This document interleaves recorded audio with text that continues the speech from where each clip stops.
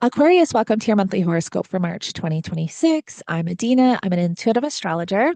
Let's get into the energy we'll be navigating for the month ahead. Don't forget to like, share, and subscribe if you align with my energy and enjoy my content. Let's get right into it. So, I do break these monthly horoscopes down by week and I select a chart for each week to give you a bit of a visual. So, coming into the month on March, we've got Mercury retrograde in Pisces, which is in your second house of money, finances, and material possessions. And this area of life has already been going through massive changes over the last year with the nodes transiting the Virgo Pisces axis. So, there's something that you're revisiting and reevaluating around your money and your finances at this time with Mercury retrograde. And then once we get to the 2nd of March, we've got Mars entering Pisces. And so Mars is that energy of anger, aggression, conflict, separation, severing. We do want to be a little bit cautious of that with Mars entering your second house of money and finance. But this could also be an energy where you're getting a lot of motivation. You want to start making money. But Mars doesn't really do the greatest in Pisces. And so it's kind of a mixed bag. It depends on your own personal natal chart. Now, once we get to the 3rd, we've got the total lunar eclipse in Virgo. And so this again is bringing more change. It's in your 8th house of shared resources, your partner's finances, debt, loans, taxes, inheritance. Also, psychological healing and transformation is in the 8th house. Now, what have you already been navigating in this area of life for a year? There's more to the story coming in at this time. Now, if you want to take a deep dive into the lunar eclipse energy, I have a full forecast on my YouTube channel where I go into the chart for the lunar eclipse and all 12 rising signs. You can check that out. But again, this is just something else coming in here, shaking you out of your comfort zone to move you into some new direction because it's all about that south node energy. On the 5th, we've got the sun forming a trine to Jupiter. So the sun is going to be here in your second house again of money and finances, forming a trine to Jupiter retrograde. And this is a water trine. So this is something very emotional, very intuitive. There could be something around, because the sun is the ruler of your 7th house of relationships and one on one connections. There could be like a relationship stepping in for you, or something even going on with your partner's finances. Like maybe you're merging your finances too because of the 8th house eclipse. I'm sure for some of you it will be that. But there's something here with like partner's finances, your money, your material possessions and values, and kind of intermingling that. But also because Jupiter's retrograde, it could also be like some sudden internal insight to some degree as well that you just want to be a bit aware of. Not well, like I've been saying to all the signs, this is a month to journal because there's so much energy here of intuitive downloads and epiphanies and sudden insight that something could be like coming in, or you could get like a really powerful thought and you don't think much of it, but write it down because there might be something to that down the road. On the 6th, we've got Venus entering Aries. And so you have Aries in your 3rd house of community and neighbors, neighborhood, self expression, like speaking, reading, writing. Also, siblings and cousins are in the 3rd house, vehicles are in the 3rd house. And so, Venus being in the 3rd house is bringing this energy of, self expression and socializing. However, Venus doesn't really like to be in Aries. And on the 7th and the 8th, Venus is going to form a conjunction to both Neptune and Saturn. So, Venus is going to enter Aries on the 6th. On the 7th, Venus is going to form a conjunction to Neptune. And then on the 8th, Venus is going to form a conjunction to Saturn. And that is when there could be some confusion, or there could be like a block or a stop or a hold to something that you're navigating in this area of life. Also, Venus rules your 4th house of home, family, property, and real estate, and your 9th house of higher education, higher knowledge, long distance travel, um, your belief systems, religion. So it could also have to do with like those areas of life as well. But on the 7th, when Venus forms a conjunction to Neptune, we also are going to have the Mercury Cazimi. So the 7th is also one of those days to pay attention to sudden insight, epiphanies, conversations, because there could be some, yeah, really powerful insight coming in on that day.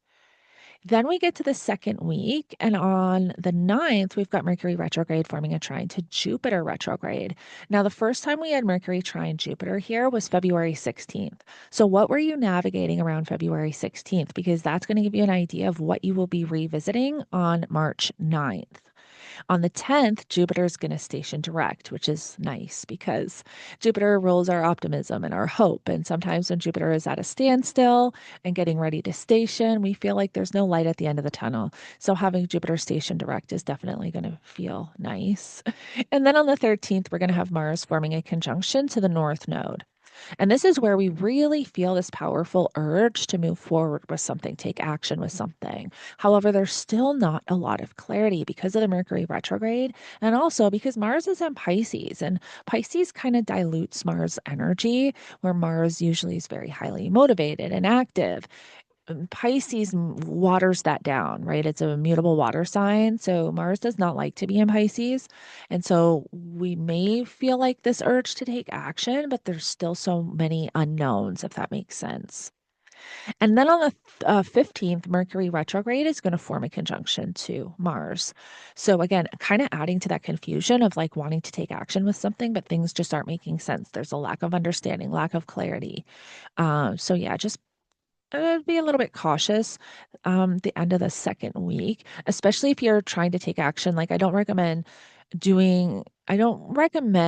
making any powerful moves around your money and your finances just because of the Mercury retrograde. And there could be things that you're missing or not quite understanding. So, yeah, just be a little bit cautious there.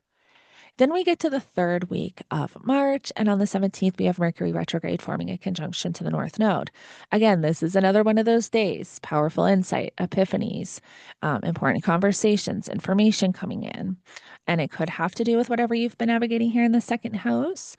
Or Mercury also rules your fifth house of children and creativity and passion, romance, hobbies, interests, and your eighth house of your partner's finances and shared resources. So also too, whatever was activated with the lunar eclipse can also be triggered again here with this energy. So what was showing up end of February, beginning of March around money and finances and shared resources and loans, debt, taxes, and inheritance. Then on the 18th, we've got the new moon in Pisces at 28 degrees, which is going to be sextile Uranus here, which I love because this does bring in this opportunity for breakthroughs of some kinds. But even though this is not an eclipse, it's still going to hold kind of this eclipse energy and feel where it's still bringing in new seeds and intentions to push you into this new direction that you've already been in and navigating over the last year. Also, too, on the 18th, we have Venus squaring Jupiter. So Venus is here in Aries, squaring Jupiter here in Cancer. This is overindulgence energy. So yeah, just be very cautious of um it's in your third house of like vehicles and stuff. So well, Jupiter does rule your second house of money and finances. So yeah, this could be spending too much money, overdoing it with money. I would just be careful with that because yes, this is significant overindulgence. And this is an impulsive Venus, right? This is Venus that is like, I want what I want right now. Um, and yeah, it's just too much of a good thing, too much of a bad thing with this Jupiter square to Venus. So just be a little bit cautious of that. And then on the 20th, we've got the sun entering Aries and Mercury stationing direct. So the sun is bringing more focus and energy to that third house. And Mercury is going to station direct pretty much on top of the North Node. And this is when we start to gain more clarity and understanding around whatever we were reevaluating during the Mercury retrograde. And this is the 20th. So this is another one of those days where you want to be aware of, intuitive downloads and insight and conversations.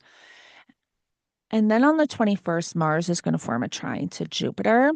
So Mars is going to be here in Pisces, forming a trine to Jupiter. And this is interesting. Like Mars is ruling this third house energy, forming a trine to Jupiter. Like this could be, it's a very emotional energy. It could be taking actions based on emotions.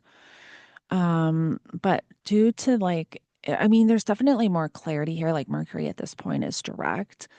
But still, Mars doesn't do the greatest in Pisces. It's still Mars that is a little bit confused. But this could be like insight or something clicking, something coming in, some type of support coming in.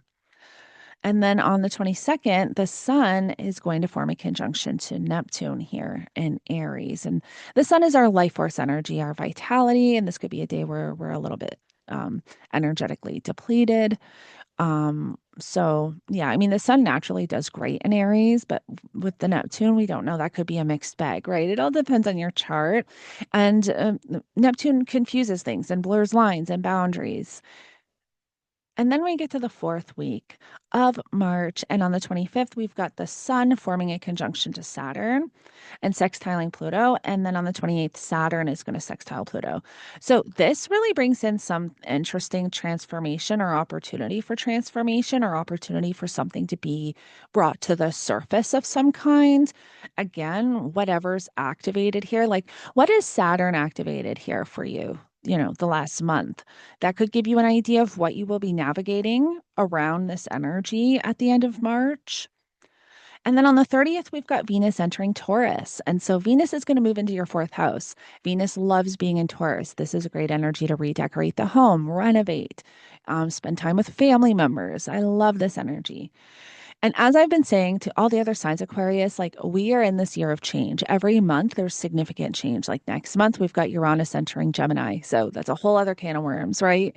And so we don't want to wait for the astrology to be good. We want to learn how to navigate the astrology that we're in, which is why I do these horoscopes, give you guys a bit of an idea of the energy that is showing up. And hopefully this helps you navigate the energy for the weeks and months ahead. All right, Aquarius. Well, thank you so much for joining me. And don't forget to like, share, and subscribe if you align with my energy and enjoy my content. And I'll connect with you in the next one.